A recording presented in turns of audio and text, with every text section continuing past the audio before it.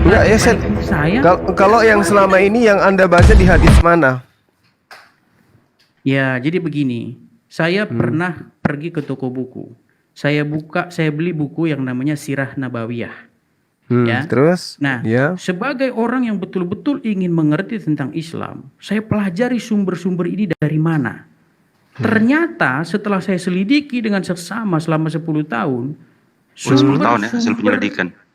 sumber-sumber dari buku biografi Muhammad itu berasal dari orang sebut itu kitabnya Ibnu Ishaq.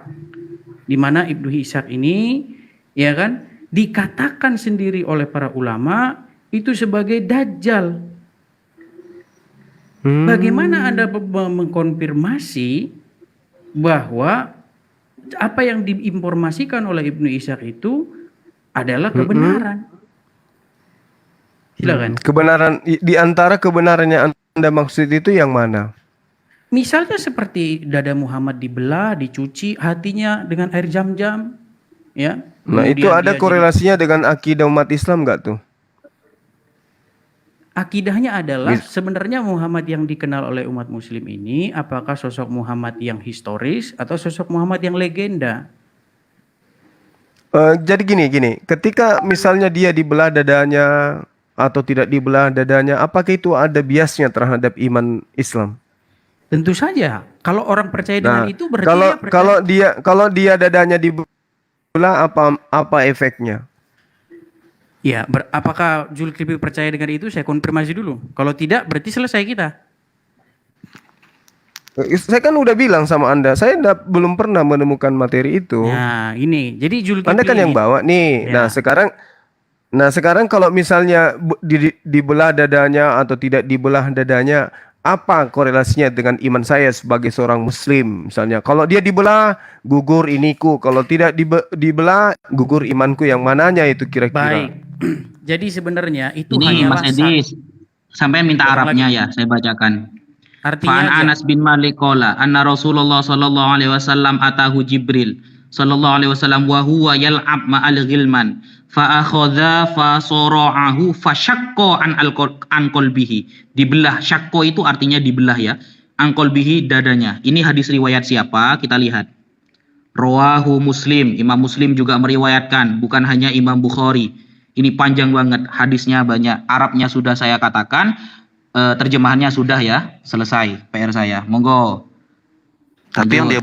dia beli ini Ustadz Naja buku bukan hadis loh. Itu yang Ya. saya keliru. Sedangkan Ustadz Naja ini banyak hadis-hadisnya katanya. Dia cuma satu buku itu tadi, Pakar TV ini. Pakar PT, salah Iya. balik. jadi begini ya. Ini udah Pakar bisa bicara belum ini? PT Soalnya kadang-kadang. diganggu terus ini. Enggak, yang Monggo. tadi itu loh yang saya maksud. Kalau misalnya saya tidak percaya atau dada Rasulullah dibelah atau tidak dibelah, itu apa efeknya terhadap iman saya Baik, sebagai pertanyaan muslim? yang bagus. Pertanyaan yang bagus dari Zulkifli. Iya, Jadi iya. itu tadi saya hanya memberi satu contoh. Dengan demikian itu berlaku kepada seluruh cerita tentang Muhammad yang diceritakan di dalam Suara sirah. bro Edis itu kecil bro, bagusin dulu. Suaramu Kecil? kecil, nggak kedengaran. Masa Ya, sih? dekatkan lagi. Sekarang gimana? Ah, itu bagus. Oke, Iya, silakan begitu. Jadi begini ya Zulkifli ya, kamu kan tadi minta contoh, itu saya beri satu contoh begitu. Saya kasih satu contoh supaya apa? Mengambil sampel dari keseluruhan cerita tentang Muhammad.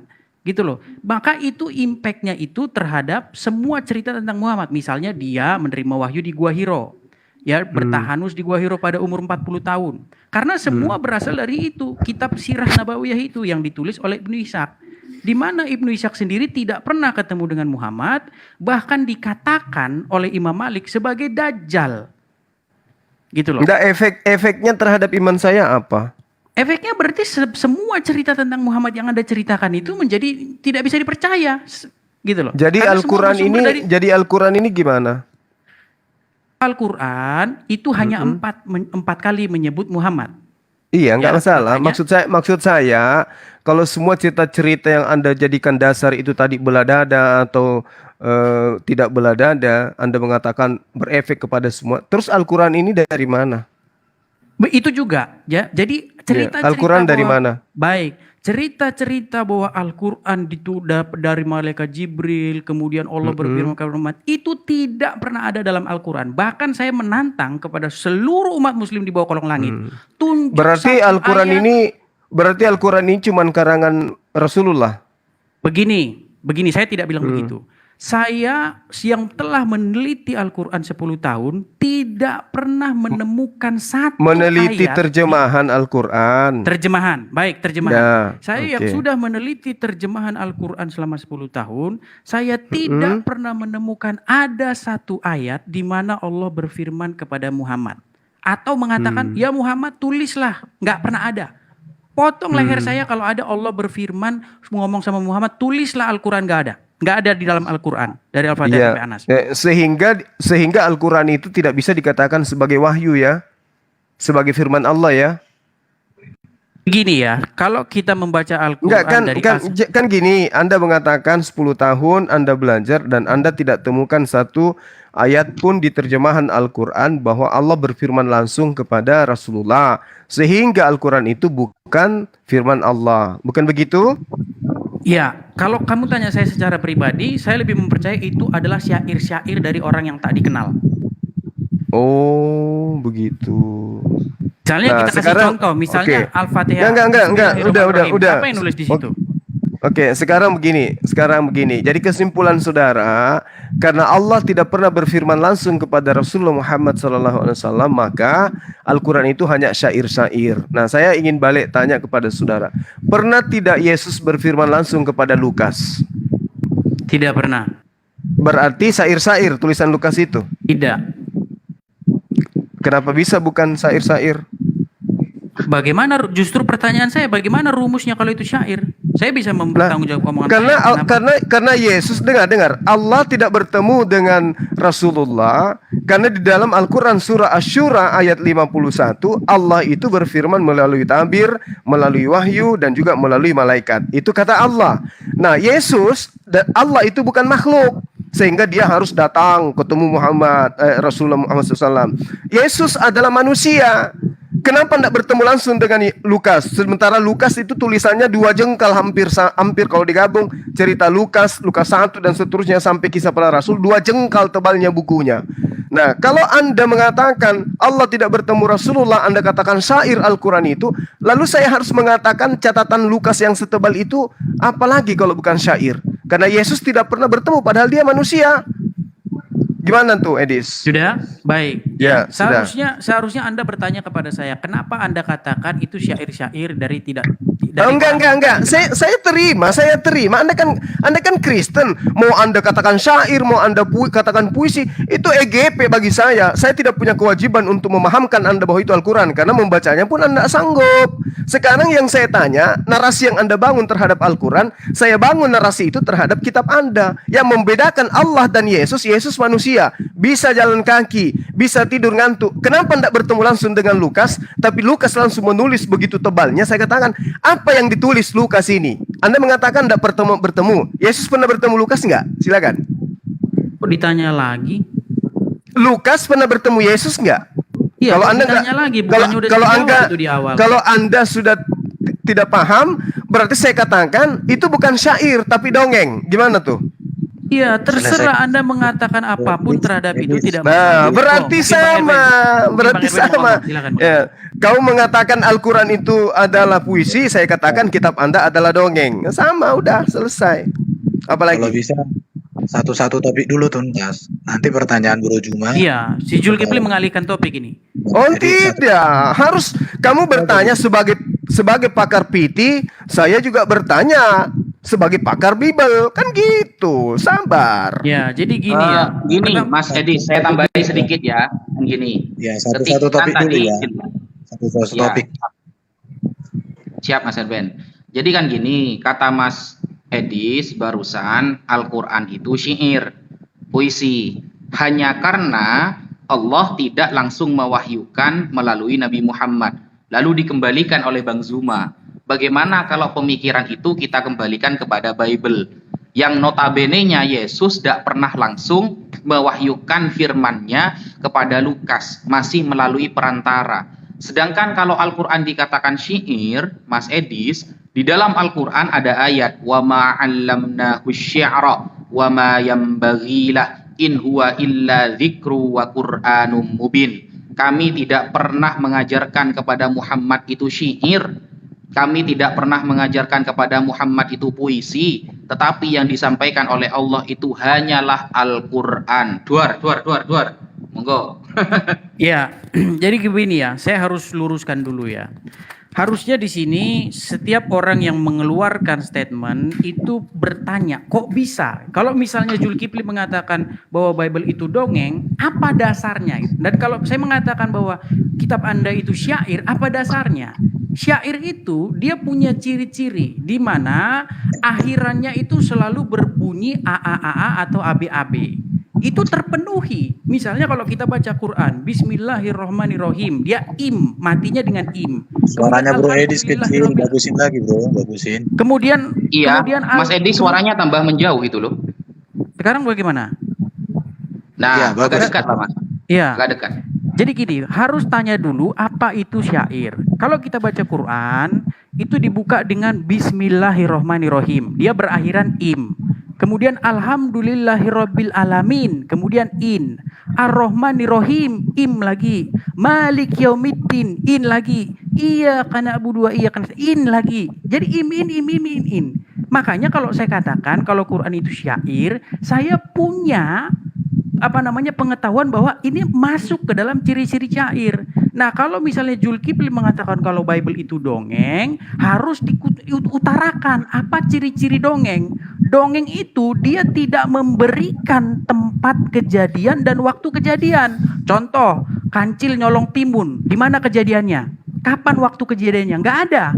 Gitu loh. Jadi kalau Anda mengemukakan sesuatu, Anda punya dasar-dasar untuk mengatakan bahwa ini memenuhi kriteria ini memenuhi kriteria itu, seperti itu. Gitu loh. Kalau kita buka Al-Quran, tidak ada di situ satu pun petunjuk bahwa ada Allah berfirman di situ kepada Muhammad. Makanya saya tunjuk satu ayat dalam Quran Allah berfirman kepada Muhammad atau menyuruh Muhammad menulis Quran. Tidak bakal ketemu. Monggo, Bang Zuma. Ya.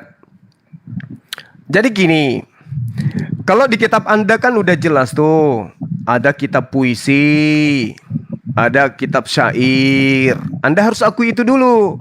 Benar nggak di dalam kitab-kitab Anda itu ada puisi-puisi, ada syair-syair? Betul nggak? Betul sekali. Oke. Pak Juma Oke, sebaiknya dulu menanggapi dulu yang disampaikan Bro Edis. Nah, saya tanya dulu, dia kan pakar, Anda diam, dia kan pakar Erben nih. diam dulu, Erben diam. Kita dari tadi Pakar diam PT. ini. Erben diam dulu. Dia kan pakar PT. Iya, ini masih bahas itu supaya beliau sadar dan diakui bahwa kitabnya itu penuh dengan puisi, penuh dengan syair. Syair sudah pasti bukan firman Tuhan. Puisi sudah pasti bukan firman Tuhan. Oke? Itu. Terus kemudian terkait dengan ini kenapa kepanasan sih? Hargai sedikit orang bicara, Erben. Dari tadi Erben, kita diam terus loh.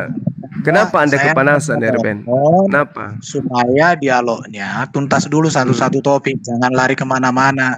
Ini sudah masih bahas puisi syair ini.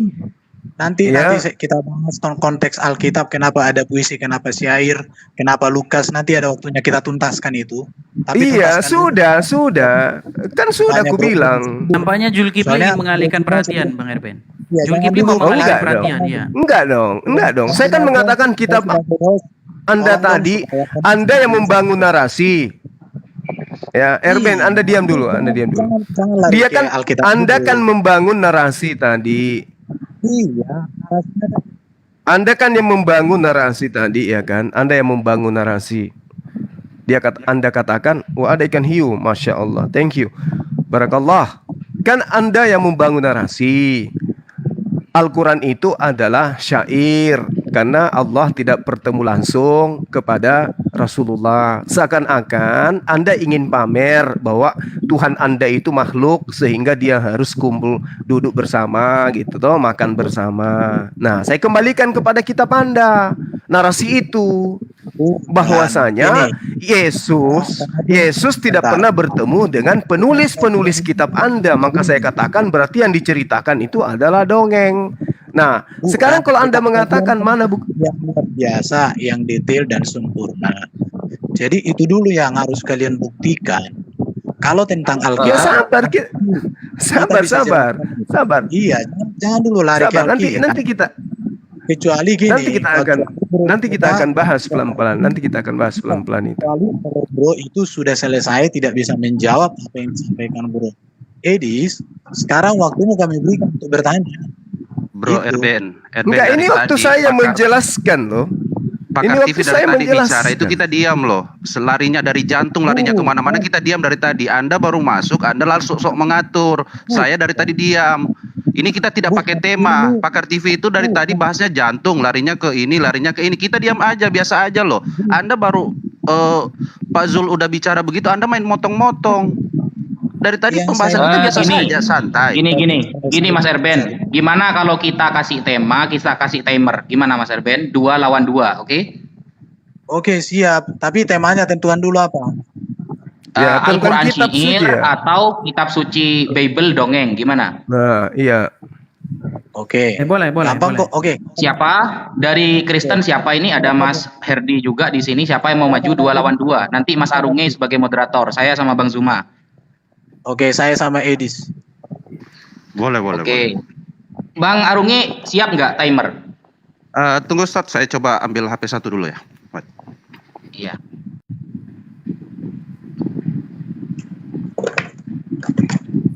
La la la Al-Quran la. syair atau La, la, Bible la. dongeng gitu ya. La la la. La la. Siap-siap Edis. Siapkan semua ilmu yang Anda punya. Iya, Makasih kalau ya saya- teman-teman terhadap kalau saya ini selalu siap. poinnya. Kalau saya Masya selalu Allah. siap. Subhanallah. Allahu Akbar. Oke, kita lihat. Mas Erben dan Mas Edi, saya sama Bang Suma. Temanya Al-Quran syair dan Bible dongeng. Gitu ya. Berarti saya wasit Atau yo. supaya tidak ada akhi, supaya tidak ada yang nganggur, biarkan mereka bertiga, kita berdua, enggak masalah. Oh iya, siap. Bro Arunge wasit aja, nggak apa-apa. Lanjut, biar adil. Oh gitu. Oke. Gimana Mas Arunge? Bisa timer?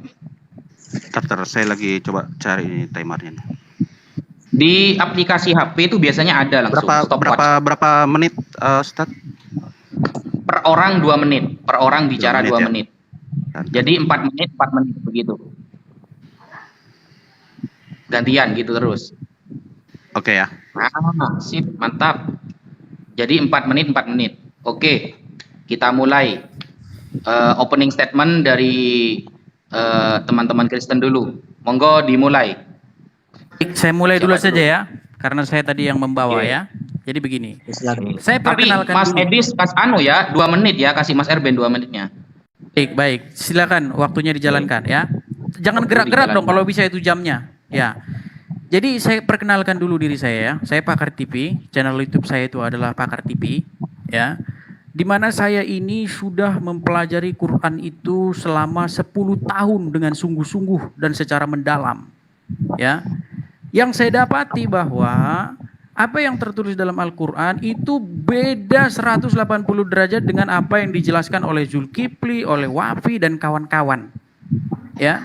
Salah satunya tadi dia mengatakan, teman-teman dan umat muslim kebanyakan mengatakan bahwa Quran itu adalah firman Allah kepada Muhammad melalui perantaraan malaikat Jibril.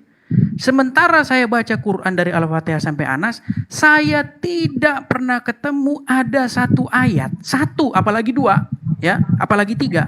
Satu ayat di mana ada Allah berfirman kepada Muhammad.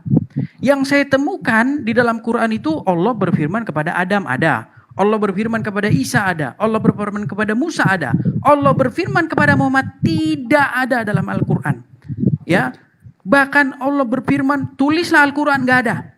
Ya, kalau ada umat Muslim di kolong langit ini yang bisa tunjuk ada Allah berfirman kepada Muhammad suruh menulis Quran, ya, leher saya jadi jaminannya. Tunjukin satu ayat dalam Quran tanpa tafsir, tanpa tanda kurung, Allah berfirman kepada Muhammad, maupun Allah berfirman kepada Muhammad, tulislah Al-Quran. Yang saya temukan apa?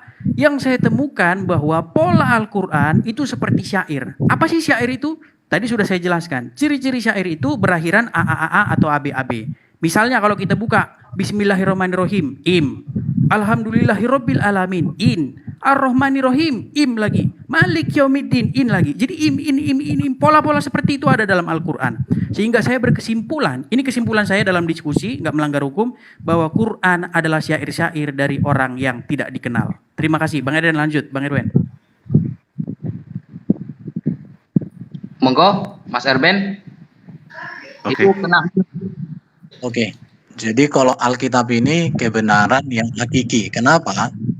Karena Alkitab ini adalah kitab suci yang memang bukan didikte oleh Sang Pencipta kepada mereka, tetapi kesaksian dan pengalaman hidup mereka, dan juga bagaimana Allah menyatakan diri di dalam sejarah manusia, itulah yang mereka tuliskan. Jadi penulisan Alkitab bukanlah dikte dari Bapa di surga. Itu yang harus pasti. Yang berikut yang harus dicatat adalah bahwa kisah-kisah di dalam Alkitab itu sesuai dengan fakta sejarah inline dengan Alkitab.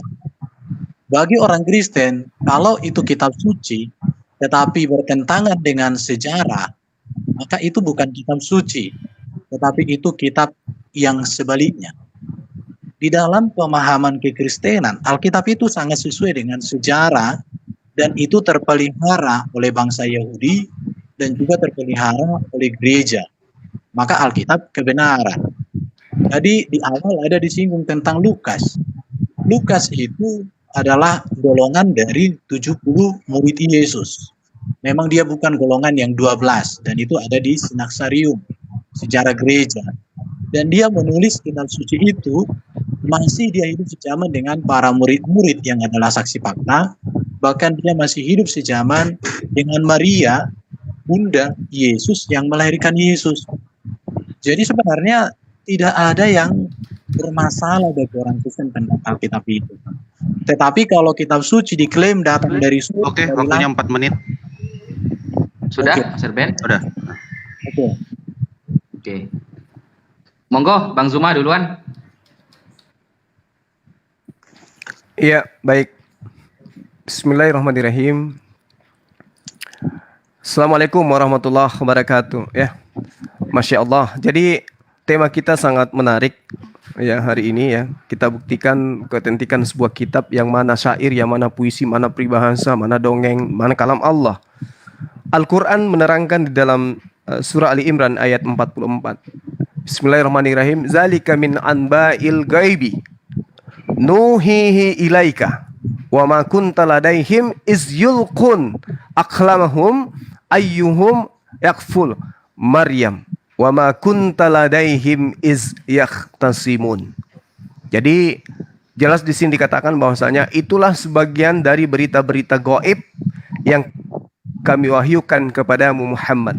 Padahal engkau tidak bersama dengan mereka ketika mereka melemparkan pena mereka untuk mengundi siapa di antara mereka yang akan memelihara Maryam. Dan engkau pun tidak bersama mereka ketika mereka bertengkar. Di sini ada kata pena ya, yang terkait dengan tulisan. Lalu kemudian dalam surah Al-Qalam ayat 1 juga diterangkan, Nun wal qalami wa ma yasturun.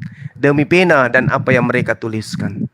Jadi ini Allah sudah bersumpah bahwasanya ini ada indikasi yang sangat jelas bahwa Al-Quran itu kelak disampaikan dengan cara ikra, dengan cara membaca, dengan cara penulisan. Pena di sini menjelaskan bagaimana kemudian Al-Quran ini nantinya akan dituliskan dan disampaikan kepada seluruh umat manusia.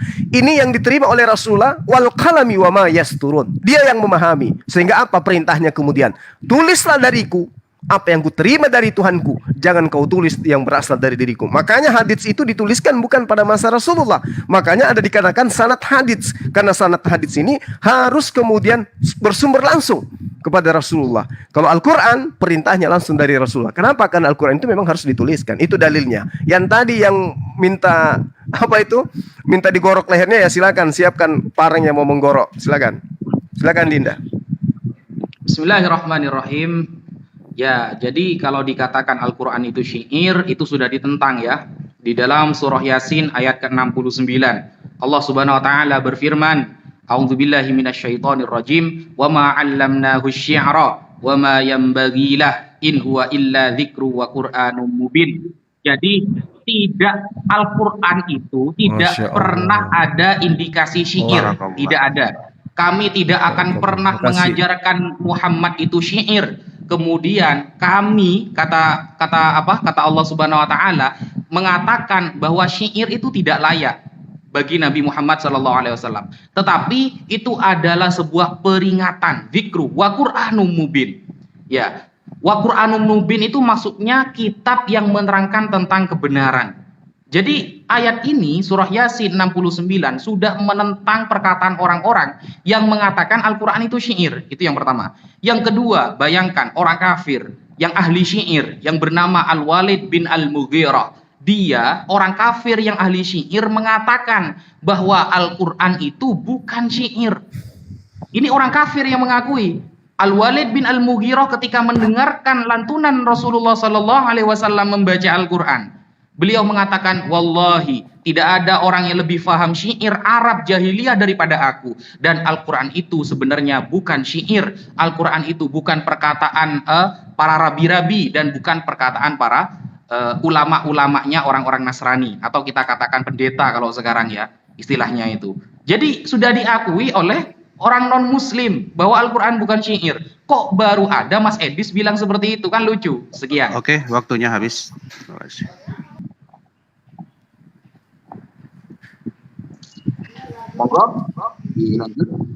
Oke, sesi tanya jawab ya.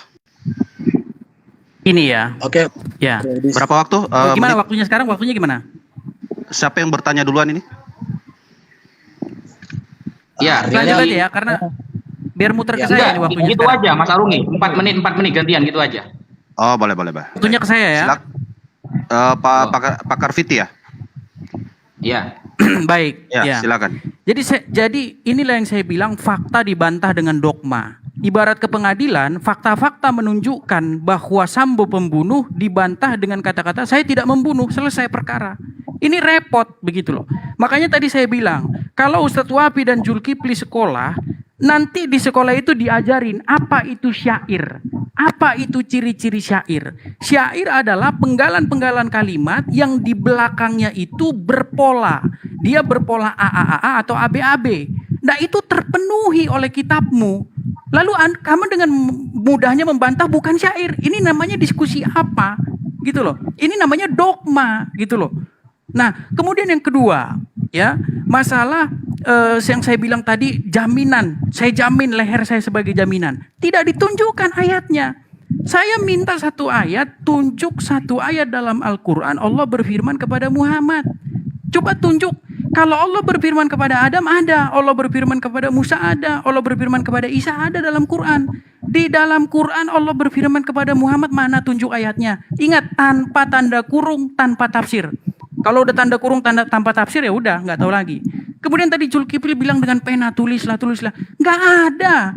Di ayat Quran mana ada perintah Allah kepada Muhammad tulislah Quran? Nggak ada. Ya.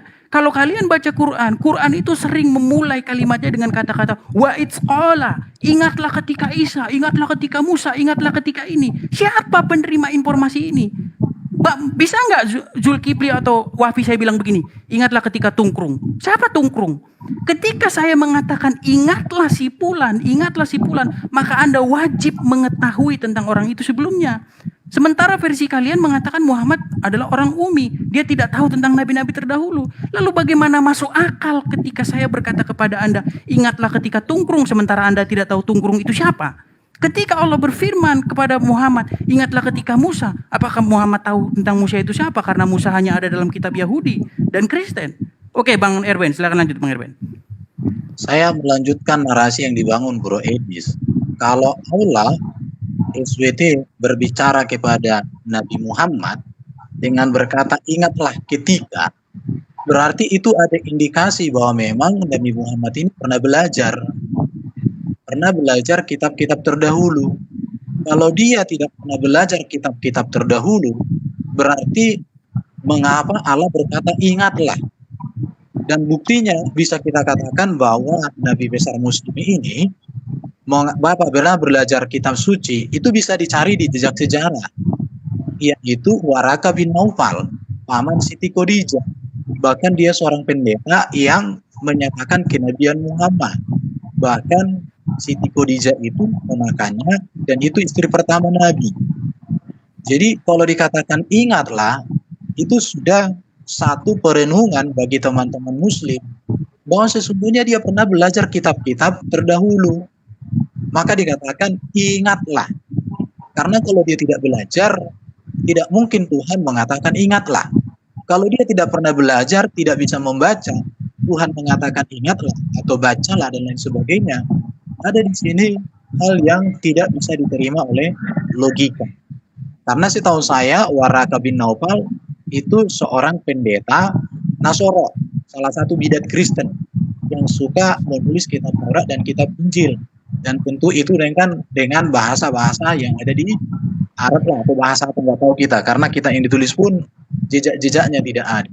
Jadi pertanyaan kita sama kawan-kawan muslim, bagaimana kebenaran atau hal-hal yang luar biasa dari Quran Oke, ini waktunya harus habis.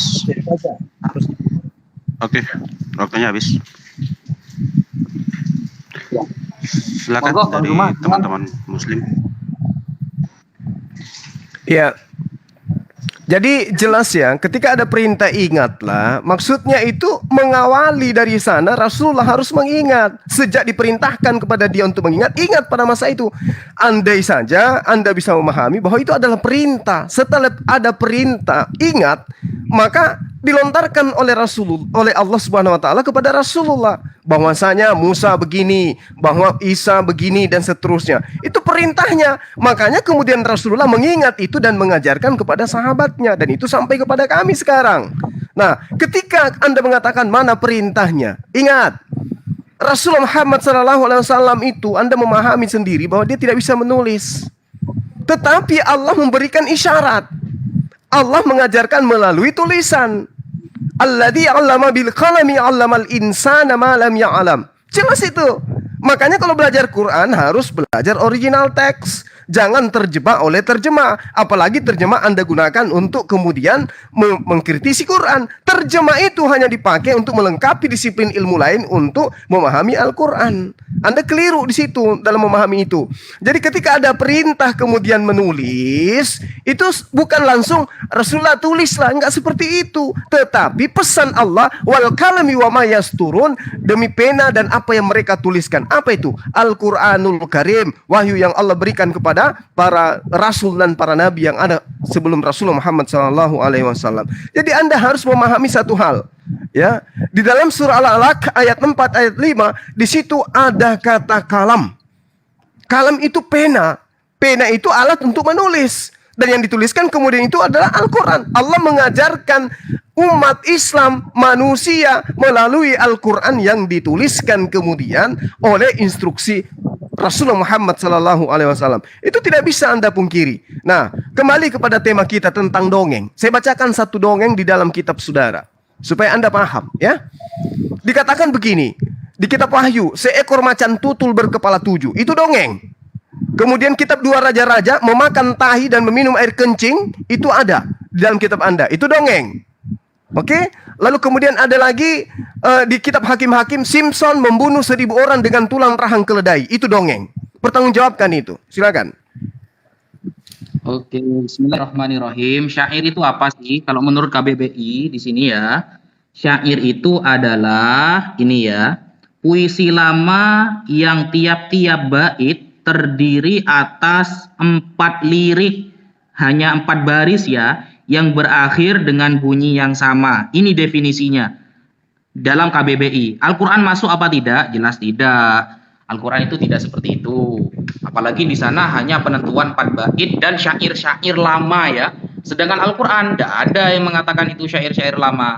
Kemudian Kalau kita lihat di dalam kamus Arab, ya, syair itu apa? Adalah kalamun yuqsadu bihil waznu wat takfiyah. Perkataan yang harus mengikuti wazan dan qawafi. Ilmu qawafi disebut dengan ilmu arud, ilmu tentang syair yang dipelajari semua pesantren di Indonesia. Contohnya seperti Bahar Rojas, harus mengikuti wazan mustaf'ilun 6 kali. Qala Muhammadun huwa ibnul Maliki, Ahmadu Rabbillaha khairu Maliki, mustaf'ilun 6 kali. Nah, Al-Quran ikut wazan yang mana? Gak ada. Makanya tidak bisa disebut dengan syair gitu loh. Kalau Bible dikatakan dongeng, wah sangat banyak sekali. Contohnya tadi yang disampaikan Guru Dazuma, itu sudah termasuk dongeng itu. Tidak ada dalilnya itu. Apalagi kalau kita melihat ular makan debu itu mana? Dongeng dari mana itu kan seperti itu. Monggo dijawab. Sekian dari saya. Wassalamualaikum. Oke, terima kasih. Waktunya habis. Silakan dari pihak Kristen menanggapi. Terima kasih, saya tanggapi ya. Jadi ada orang tadi yang mengatakan suruh mereka belajar asbabul nuzul. Ya kalau belajar asbabul nuzul nanti saya makin pusing mas yang di komentar ya. Kalau kita cari asbabul nuzul Al-Fatihah nanti banyak sekali tuh versinya. Ya. Kemudian Zulkifli lagi-lagi mempermasalahkan terjemahan tanpa menunjukkan bukti konkretnya. Saya akui memang kadang terjemahan bermasalah, tapi tunjukkan, uraikan. Jangan hanya berlindung di balik kata-kata terjemahan gak baca-baca buku Arab. Ya ini Anda hanya berkelit saja. Jurus Anda seperti itu dari dulu. Nah, kemudian kalau Anda katakan bahwa Allah menyuruh Muhammad menulis itu, coba kamu baca Qur'anmu Zulkifli. Di situ dikatakan zalikal kitabul la raiba fihi hudal lil muttaqin. Inilah kitab. Jadi inilah kitab, bukan tulislah.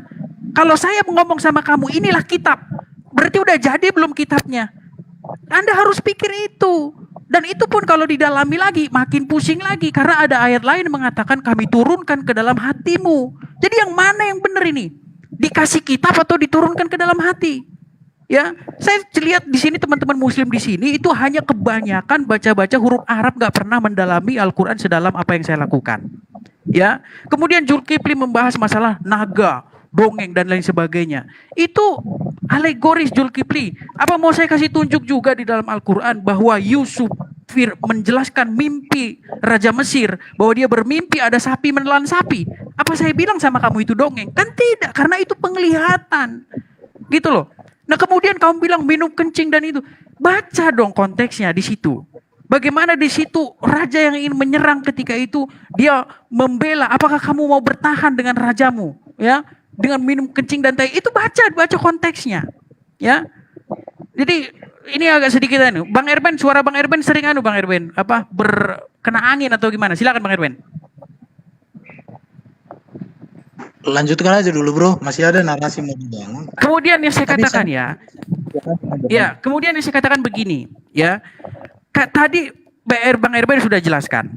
Ketika saya suruh mengingat sesuatu yang Anda tidak pernah ketahui dan Anda tidak pernah alami, bagaimana logika Anda bisa berjalan? Saya kasih contoh.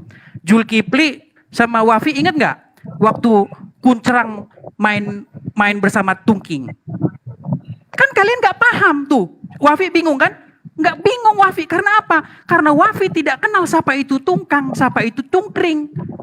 Ya kan? Bagaimana saya menyuruh Anda mengingat sesuatu yang Anda tidak tahu dan Anda tidak pernah kenal? Kalau kita mendasarkan cerita kepada teman-teman muslim, dikatakan Muhammad itu ummi, dia tidak pernah membaca kitab-kitab terdahulu. Bagaimana di situ dikatakan, dan ingatlah ketika Fulan, ingatlah ketika Isa, ingatlah ketika Yahya. Siapa Yahya? Siapa Isa? Kalau Muhammad bukan orang Yahudi dan bukan orang Kristen. Karena kata-kata itu hanya ada dalam Yahudi dan Kristen. Coba, masuk akal nggak Anda ngomong sama orang Hindu atau orang Buddha? Ingatlah ketika Daud. Mereka nggak kenal Daud. Gitu loh. Jadi kalimat itu tidak menjadi masuk akal ketika Anda pahami secara demikian. Ya. Kemudian, yang saya minta dari awal, tunjuk satu ayat dalam Quran di mana Allah berfirman kepada Muhammad. Please, tunjuk satu ayat. Ya. Atau tunjuk satu ayat di mana Allah pernah berfirman kepada Muhammad, Muhammad tuliskanlah Al-Quran tanpa tanda kurung di dalamnya. Karena saya tahu jurus kalian adalah tanda kurung. Ya, Makanya kalau kita baca Al-Quran, sekarung tanda kurung ada di situ. Silakan. Oke, waktu habis. Ya. Monggo Bang Zuma. Mohon Oke, Mbak jadi Eben, gini. kalau bisa di-mute dulu, di-mute soalnya ada ini, biar teman-teman lain bisa konsen dengan suara teman-teman. Oke, terima kasih. Oke, Iya, Bang Zuma iya, silakan. iya. Oke. Jadi Anda harus paham dulu ya. Di dalam Al-Quran surah Asy-Syura ayat 51 adalah hal yang tidak mungkin bagi Allah bicara langsung kepada manusia. Maka dia berbicara melalui perantaraan wahyu, melalui tabir atau melalui malaikat. Tuhan kami itu bukan makhluk seperti Tuhanmu yang unyu-unyu, coko. Tidak begitu Tuhan yang benar. Sedangkan Tuhan Anda sudah makhluk pun tidak pernah bicara langsung kepada pengarang-pengarang kitab Anda. Asy-Syura ayat 51 adalah tidak pantas kemudian pencipta langit dan bumi bicara langsung kepada manusia. Dia berbicara melalui perantaraan wahyu, melalui perantaraan tabir, melalui perantaraan malaikat. Nah, yang datang kepada baginda Rasulullah Muhammad SAW bisa Anda baca di dalam surah An-Nahl ayat 102, Anda baca di dalam surah Al-Baqarah ayat 97, bahwa yang membawa firman dari Allah menuju kepada baginda Rasulullah Muhammad SAW itu adalah Roh Kudus yang kalian ambil namanya masuk ke dalam kitab Anda. Pahami itu dengan baik. Lalu kemudian ketika Anda berbicara mengenai syair, mengenai puisi dan seterusnya, Al-Quran sudah membantah tuduhan itu. Tetapi ketika kitab Anda menceritakan tentang dongeng, itu banyak sekali di kitab Anda. Seekor keledai berbicara. Kelahiran anak perempuan mempunyai masa nipas 2 kali lebih banyak. Hakim-hakim Samgar membunuh 600 orang dengan sebuah tongkat penghalau lembu. Dongeng. Terus kalau Anda berbicara mengenai peribahasa di dalam kitab Anda, Yohanes 4 nomor 37, sebab dalam hal ini benarlah peribahasa yang seorang menabur dan yang lain menuai. Peribahasa coy, bukan firman Tuhan. 2 Petrus 2 nomor 22, bagi mereka cocok apa yang dikatakan peribahasa yang berbunyi begini, anjing kembali lagi ke muntahnya dan babi yang mandi kembali lagi ke kubangannya. Wow, ternyata ada peribahasa. 1 Samuel 24 nomor 13, seperti peribahasa orang tua-tua kita mengatakan, dari orang pasik timbul kepasikan, tetapi tanganku tidak akan memukul engkau. Ini kitab apa ini? 1 Samuel 10 nomor 12, lalu seorang dari tempat itu menjawab, siapakah bapak mereka? Itulah sebabnya menjadi peribahasa. Apa Saul juga termasuk golongan nabi? Kitab Anda ini penuh peribahasa. Peribahasa itu syair. Dalam kelompok puisi, dia masuk dalam tataran pujangga. Jadi nggak layak disebut firman Tuhan. Begitulah Edis, pakar piti kana-kanai. Oke, silakan dilanjut Adinda. Bismillahirrahmanirrahim. Jadi apakah ada ayat di dalam Al-Quran yang mana Allah Subhanahu Wa Taala menyuruh Nabi Muhammad untuk menulis Alkitab, menulis Al-Quran, begitu kan ya? Itu kan pertanyaannya. Mas Edis lupa karena padahal belajar Islam sudah 10 tahun. Masa ada pernah baca ayat ini? Wa ma yantiqu 'anil hawa in huwa illa wahyu yuha. Tidaklah apa yang disampaikan oleh Nabi Muhammad melainkan itu wahyu semata. Allah juga mengatakan wa ma atakumur rasulu fakhudhuhu wa ma naha ankum anhu fantahu. Apa yang dibawa oleh nabi yang disampaikan semuanya itu ambillah, kata Allah. Dan apa yang dilarang maka jauhilah. Termasuk yang diperintahkan oleh Rasulullah dengan mengangkat para kutab, ya jamak dari kata katib yang artinya sekretaris, untuk menulis Al-Quran. Itu namanya dalil, begitu loh. Jadi Allah sudah memberi legalitas kepada Nabi Muhammad, apa yang disampaikan harus kita ikuti. Salah satunya Nabi Muhammad menyuruh Zain bin Sabit sebagai sekretarisnya untuk menulis Al-Quran. Berarti itu benar-benar dari Allah Subhanahu Wa Taala. Katanya 10 tahun belajar Alkitab gitu loh.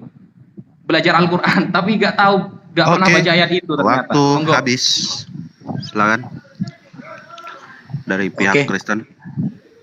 Saya terima kasih untuk pernyataan Bro Juma tadi kan. Dikatakan dia tidak mungkin Allah itu berbicara langsung kepada manusia.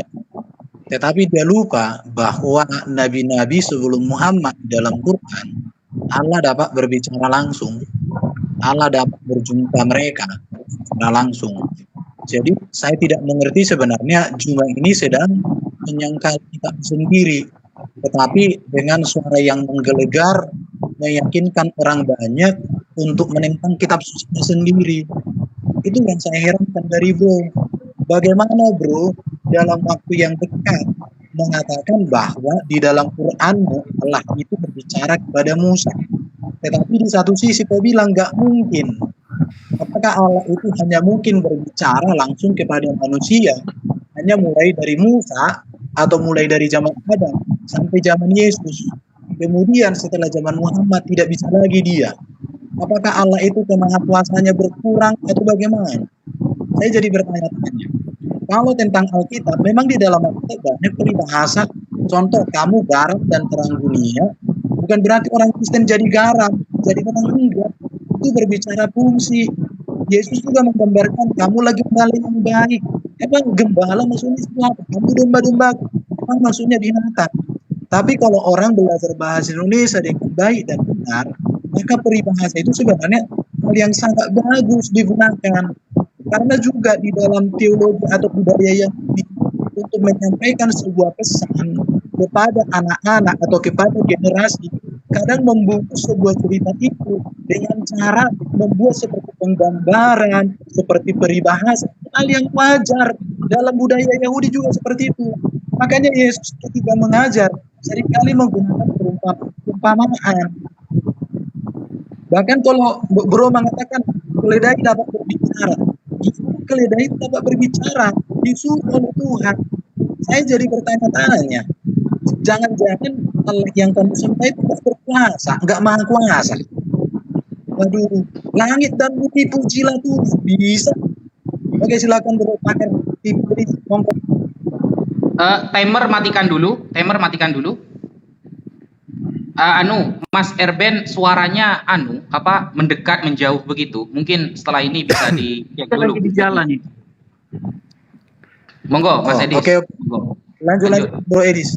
Lanjut. Iya, jadi saya tanggapi perkataan Zulkifli tadi ya. Dia membaca An-Nahl 102. Makanya kalau baca Quran itu baca sampai selesai. Baca lagi 103-nya. Ya, jadi di dalam 103 itu jelas dikatakan bahwa orang-orang di zaman Muhammad itu sudah menyadari bahwa Muhammad itu mempelajari Quran atau Quran itu diajari oleh orang-orang ajam.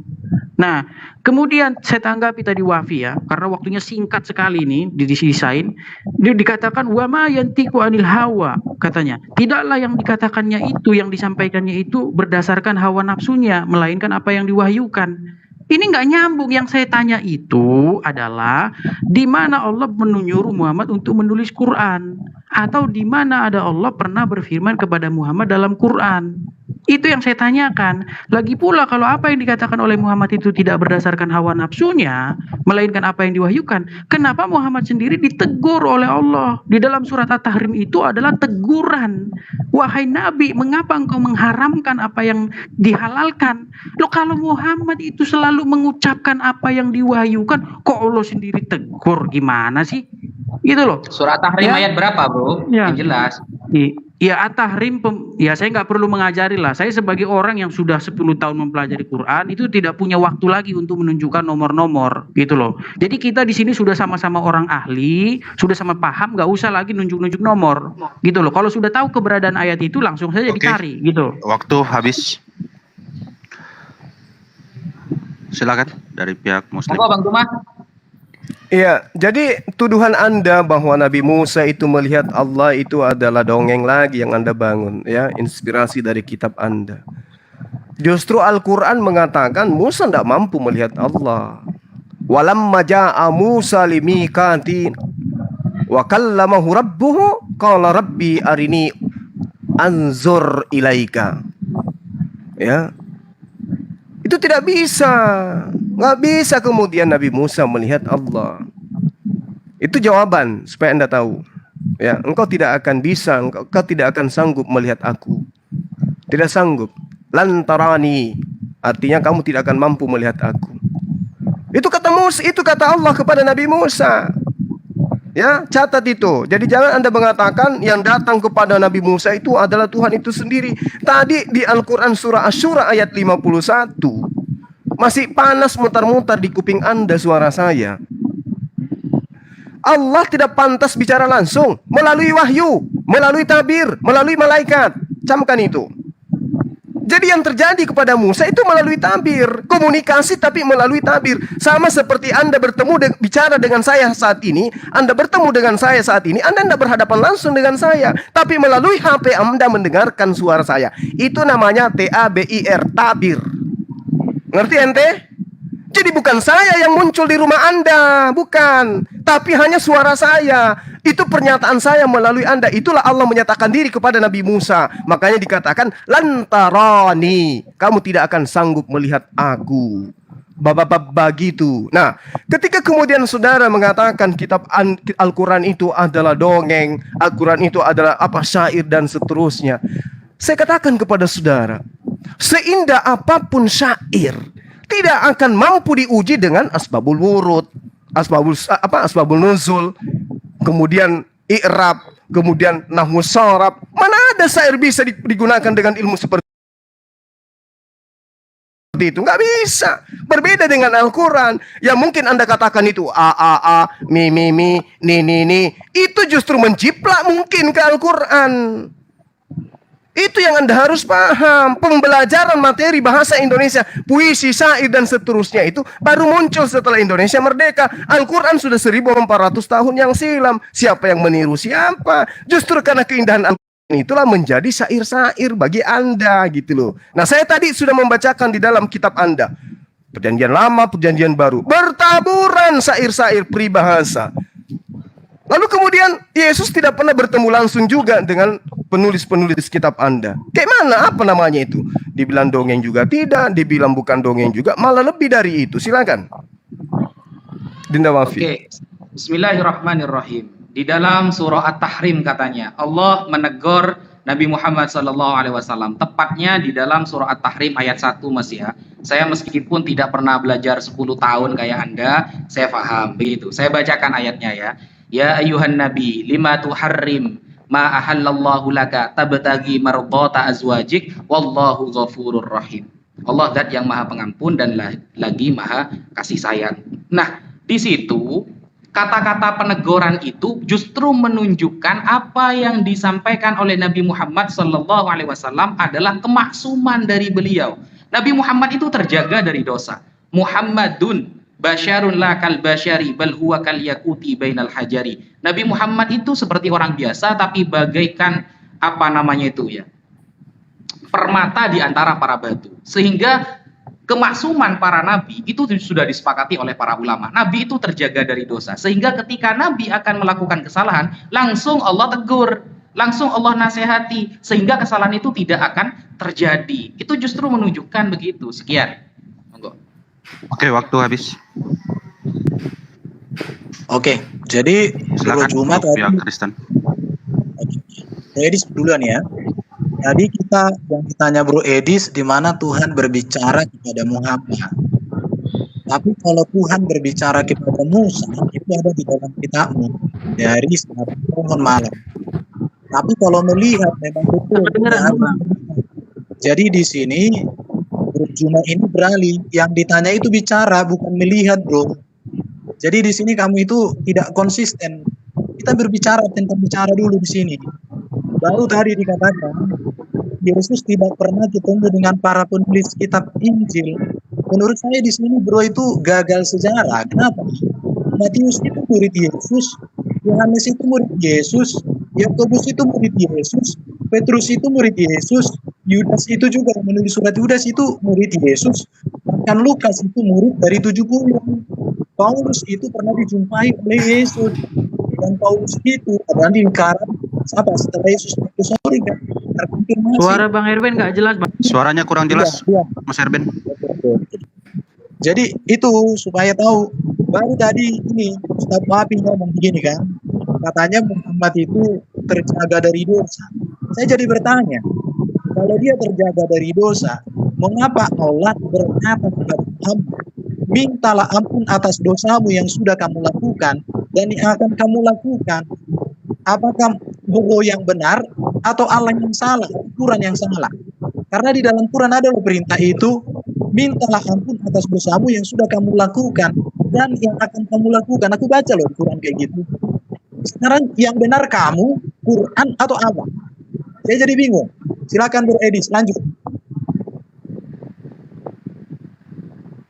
Stop dulu, stop. Dibawa-bawa oleh teman-teman muslim ya. Wama yantiku anil hawa, ya, tidaklah yang diucapkannya itu berdasarkan hawa, ya, kemauannya, kemauan pribadinya, melainkan apa yang diwahyukan.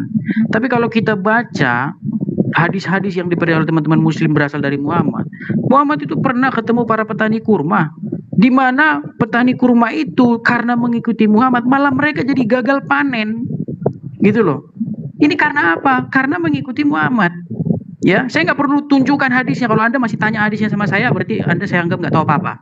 Ya, di mana para petani kurma itu akibat mengikuti perkataan Muhammad, mereka jadi gagal panen. Lalu pasti jawaban teman-teman muslim, oh itu kan tidak wahyu, yang bukan Quran, itu kan pendapat pribadi. Loh, justru kan sudah dikatakan di situ, tidaklah yang diucapkannya itu berdasarkan hawa nafsunya. Ya, nggak ada di situ. Oh, itu dalam agama, dalam urusan agama, nggak ada di situ. Ya, bahkan pernah ada satu narasi di mana ya bin Amr bertanya kepada Muhammad begini, dahulu aku menulis semua perkataan yang diperkatakan oleh Rasulullah, tetapi orang-orang Quraisy melarangku dan mengatakan, mengapa engkau menulis segalanya dari Muhammad, sedangkan dia itu manusia saja yang terkadang berkata dalam keadaan marah, terkadang dalam. Muhammad ngomong, dia sambil menunjuk mulutnya mengatakan begini, tidaklah yang keluar darinya kecuali kebenaran. Loh, kalau tidak keluar dari mulut Muhammad kecuali kebenaran, bagaimana mungkin petani kurma yang ngikutin omongan dia jadi gagal panen, dan Muhammad meralat omongannya dengan mengatakan, kamu lebih mengetahui urusan duniamu. Lah kalau mau tahu urusan duniamu, kemarin ngapain dia komentar? Gitu loh. Nah, ini saya umpamakan seperti mematuhi lampu merah yang bisa error. Ya, jadi posisi Zulkifli dengan posisi Wafi seperti mematuhi lampu merah yang bisa error, yang tinggal menunggu saat-saat kecelakaan. Oke, juga. waktunya habis. Silakan dari pihak muslim. Monggo Bang Suma. Iya. Oke. Jadi begini Saudara Erben, berkata langsung kan saya sudah bilang sama Anda, kalau Anda itu memiliki IQ yang bagus, Anda sudah paham. Ya, saya bicara langsung kepada Anda ini sekarang, tapi Anda nggak bisa melihat saya. Begitulah Allah ketika datang kepada Musa, dia berkata, suara dia dengarkan, tapi melalui tabir, dia nggak bisa melihat yang berbicara. Tapi Allah langsung berbicara kepada dia melalui tabir itu tadi.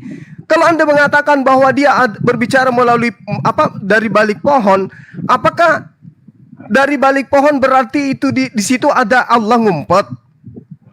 Hah? Tidak seperti itu maksudnya. Makanya di situ dikatakan lantarani, kamu tidak akan bisa melihat aku. Tetapi Musa keliling loh, kan ada suara. Iya memang aku berbicara kepadamu itu melalui perantaraan tabir. Asy-Syura ayat 51. Begitu cara belajar Qur'annya. Ya, jadi tidaklah dikatakan bahwasanya Allah datang kepada Nabi Musa alaihissalam, lantas kemudian dia berkata langsung. Tidak. Pernyataan Allah melalui wahyu kepada Nabi Musa itu bukan Allah yang nusul ke muka bumi, layaknya Yesus nusul ke muka bumi lalu berhadapan dengan Musa. Oke? Memang dia mendengarkan suara. Ya itulah yang terjadi kepada para nabi. Rasulullah juga demikian, mendengarkan suara. Gitu loh. Nah, sekarang ketika Anda berbicara mengenai kitab Anda dan kitab saya, sedikit pun Anda tidak bisa membantah tentang kitab Anda. Hanya menyerang Al-Quran. Mana pembelaanmu terhadap kitab Anda?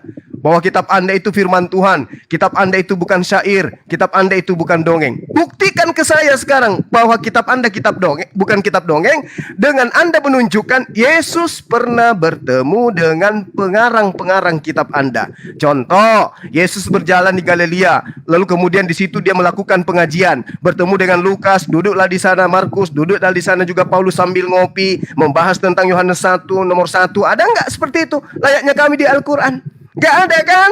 Berarti sesuatu yang tidak bersumber dari sumber itu adalah sesuatu yang sifatnya bohongan, tipu-tipu. Begitu. Lanjut Adinda. Bismillahirrahmanirrahim. Lah, kalau memang Rasulullah Shallallahu Alaihi Wasallam itu terjaga dari dosa, kenapa dia kok beristighfar kepada Allah? Itu faham Mas Erben saya itu. Jenengan sedang membawakan di dalam surah Muhammad ayat ke-19. Saya baca ayatnya dulu ya. Fa'lam annahu la ilaha illallah. Ketahuilah tiada Tuhan selain Allah. Wastaghfir li dzambik, dan memintalah ampunan kepada Allah atas dosamu. Walil mu'minina wal mu'minat, dan untuk umat mukmin dan umat mukmin laki-laki maupun perempuan. Wallahu ya'lamu mutaqabbalakum wa masmakum. Jadi Allah Maha tahu atas segalanya. Nah, ayat ini coba kita fahami sesuai yang punya kitab gitu loh. Makanya Al-Quran kan sudah saya katakan, bertanyalah kepada yang ahli. Al-Imam ya Ibnu Jarir At-Tabari di dalam tafsirnya mengatakan, maksud ayat ini umat Islam harus mengikuti Nabi Muhammad.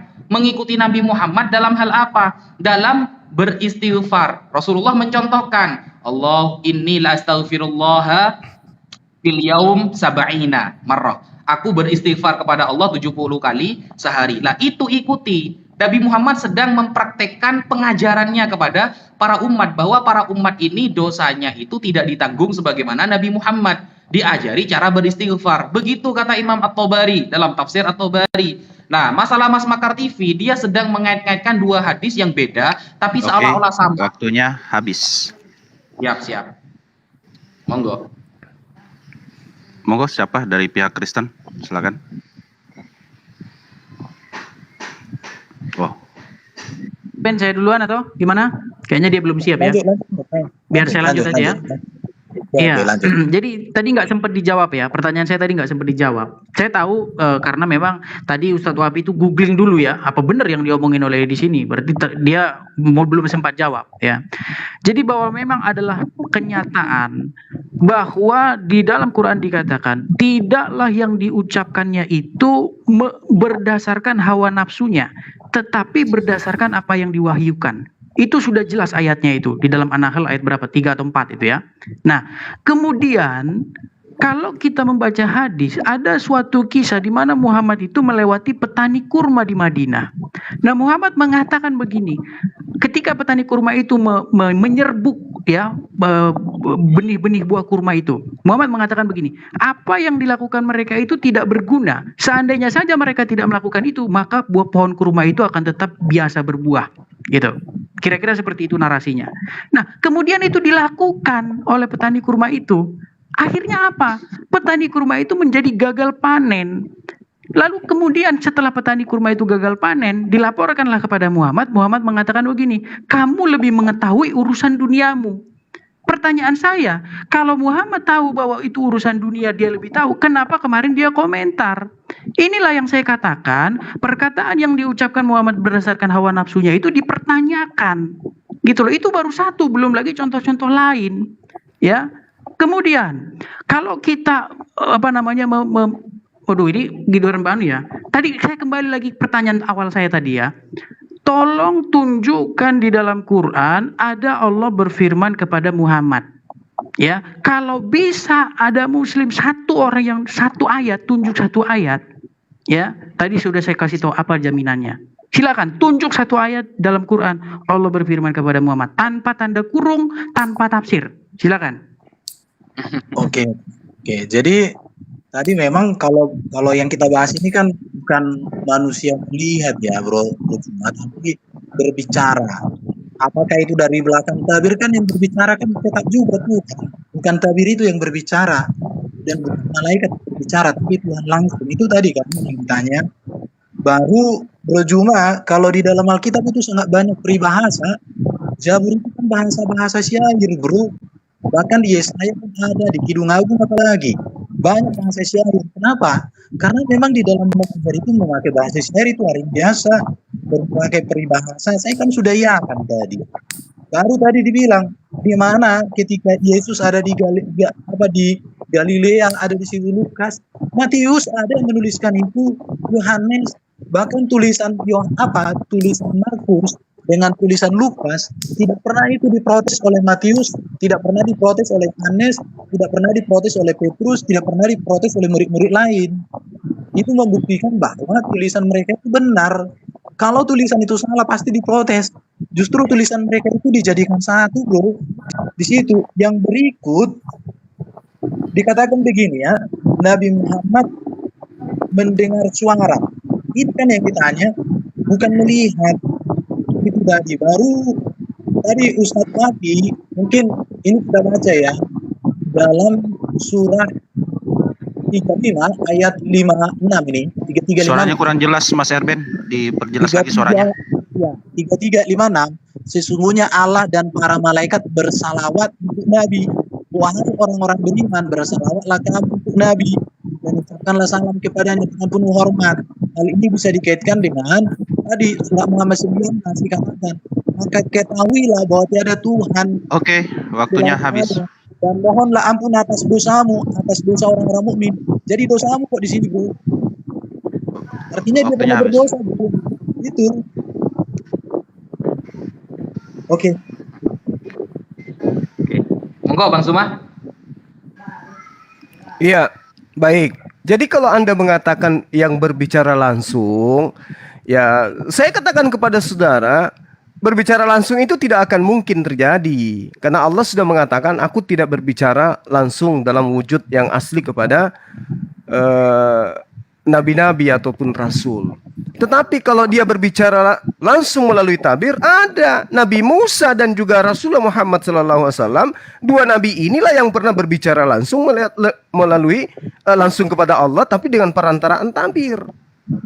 Allah Subhanahu wa Ta'ala memperjalankan hambanya untuk menerima perintah. Itu dia bertemu langsung, tapi ada perantaraan tabir. Makanya ada tahiyat di dalam sholat kami. Dan kedudukan tahiyat itu lebih afdal, lebih sahih dibandingkan bacaan-bacaan yang Anda katakan syair, yang Anda katakan puisi di dalam kitab saudara. Berarti sudah terjawab. Kenapa Anda permasalahkan kalau Al-Quran itu puisi? Sementara kitab Anda ternyata Anda akui adalah penuh dengan puisi dan pujangga. Apa masalahnya? Puisi dan syair Anda akui ada di dalam kitab Anda dan Anda katakan itu firman Tuhan. Anda imani. Kalau orang Kristen tanya, apakah Alkitab itu firman, Bible itu firman Tuhan? Apa yang Anda katakan? Ya, firman Tuhan. Nah, ternyata syair, puisi, pujangga ada di dalam kitab Anda. Kenapa Anda permasalahkan Al-Quran? Sementara tuduhan demi tuduhan Anda lontarkan kepada Al-Quran pun Anda tidak mampu kemudian menunjukkan ada hal yang tidak kemudian dibutuhkan oleh manusia dari dalam Al-Quran. Bahkan semua yang diurai oleh pada ilmuwan munculnya di dalam Al-Quran. Jadi sekali lagi saya katakan kepada saudara, kalau Rasulullah tidak pernah bertemu dengan Allah secara langsung seperti yang Anda inginkan, Yesus juga tidak pernah bertemu langsung kepada Paulus, kepada Markus, kepada Yohanes. Yohanes menulis kitab Anda itu bukan Yohanes anak Zebedeus loh, yang asal Anda tahu. Itu adalah Markus itu sendiri. Pahami itu, pelajari lagi supaya Anda bisa paham. Silakan Nadinda. Oke, bismillahirrahmanirrahim. Jadi Mas Edis, Pakar TV ini pakai standar janda ya. Mana ada ayat yang menerangkan Allah langsung berfirman kepada Nabi Muhammad. Padahal di Bible loh, seperti Lukas dan lain sebagainya itu tidak langsung dapat dari Yesus, tidak dipermasalahkan. Tetapi di dalam Al-Quran dipermasalahkan, kan standar janda namanya. Adapun hadis yang dibawa oleh Mas Edis Pakar TV tentang hadis Rasulullah, antum a'lamu bi umuri dunyakum. Kamu lebih tahu daripada aku tentang urusan dunia kalian. Itu menunjukkan hal keduniaan. Makanya Al-Imam An-Nawawi dalam Syarah Sahih Muslim mengatakan bahwa hadis ini menunjukkan apa yang dibawa Rasulullah yang berhubungan dengan syariat dan hukum-hukum, maka wajib bagi setiap orang untuk mentaatinya. Tetapi kalau hal-hal yang berkaitan seperti keduniaan sesuai hadis antum a'lamu bi umuri dunyakum, maka umat Islam ataupun yang lain diberi kesempatan oleh Allah boleh berijtihad, boleh berpikir sendiri dengan cara masing-masing. Begitu. Itu sudah, makanya baca hadis yang lengkap lah. Kemudian Mas Erben membawa hadis innallaha malaikatahu yusholluna 'alan nabi. Al-Imam Al-Qurtubi di dalam kitab Al-Jami' li Ahkamil Quran mengatakan bahwa maksud sholawat Allah kepada Nabi Muhammad itu memberi rahmat. Memberi rahmat dan Allah ridho kepada Nabi Muhammad SAW. Sedangkan di dalam surah Muhammad ayat 19, itu kalau kita baca di dalam tafsir Tabari, ya itu kan sudah jelas, saya jelaskan barusan. Itu Allah sedang mengajarkan kepada umat Islam agar meniru Nabi Muhammad untuk beristighfar kepada Allah. Kalau Nabi Muhammad saja beristighfar yang gak ada dosanya, apalagi kita sebagai umat Islam, kita disuruh mencontoh akhlak Rasulullah. Begitu. Sudah saya jawab barusan itu. Sehingga kalau kita permasalahkan, pernah nggak Paulus ya didatangi Yesus bahwa Yesus langsung mengesahkan semua surat-surat Paulus? Ada nggak? Oke, Monggo. waktunya habis.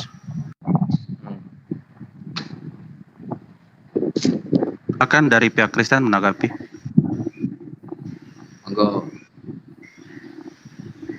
Silakan dari Iya, baik ya. Baik, saya tanggapi ya. Jadi apa yang saya minta di tema lebih awal tadi memang tidak ditunjukkan oleh teman-teman muslim di sini. Iya, saya ucapkan selamatlah kepada Wafi karena Zulkifli datang menyelamatkan Anda sore hari ini. Karena di awal tadi kita berdua ya, Anda sedang mengkaji kitab, di mana kitab itu juga bukan Quran, tapi kitabnya ini, kitabnya ulama ini, kitabnya itu, entah apalah, pokoknya kitab-kitab apa segala macam Anda katakan. Ya, jadi makanya seperti saya katakan, 10 tahun saya mempelajari Al-Quran itu, tidak pernah saya temukan ada satu ayat di dalam Quran, ada Allah berfirman kepada Muhammad. Kalau Allah berfirman kepada Adam, Allah berfirman kepada Musa, Allah berfirman kepada Isa, berjubel ayatnya dalam Quran. Tapi Allah berfirman kepada Muhammad, belum pernah saya temukan. Kenapa? Karena Anda membuat klaim, menggembar-gemborkan klaim bahwa Quran adalah firman Allah kepada Muhammad melalui perantara malaikat Jibril. Sementara saya tidak pernah membuat klaim bahwa Lukas bertemu dengan Yesus lalu menulis Injil. Saya tidak pernah membuat klaim seperti itu. Ya, saya hanya mempertanyakan gembar-gembora Anda bahwa Quran itu berasal dari Allah difirmankan kepada Muhammad, sementara tidak pernah ada ayat dalam Quran Allah berfirman kepada Muhammad suruh tulis Quran. Yang ada adalah zalikal kitabul la raiba fihi hudal muttaqin. Inilah kitab. Jadi udah jadi kitabnya di situ. Gitu loh. Makanya saya bilang tadi, apakah itu tidak bertentangan dengan ayat lain yang mengatakan kami turunkan ke dalam hatimu? Yang mana sebenarnya ini? Ya, kitab atau apa? Atau diturunkan ke dalam hati? Karena Al-Baqarah bilang kitab. Zalikal kitabu, kitab ini. Bagaimana Anda katakan kitabnya ditulis kemudian di zaman Utsman bin Affan, sementara Al-Baqarah bilang inilah kitab. Jadi semakin saya mempelajari cerita Islam versi kalian, semakin saya pusing.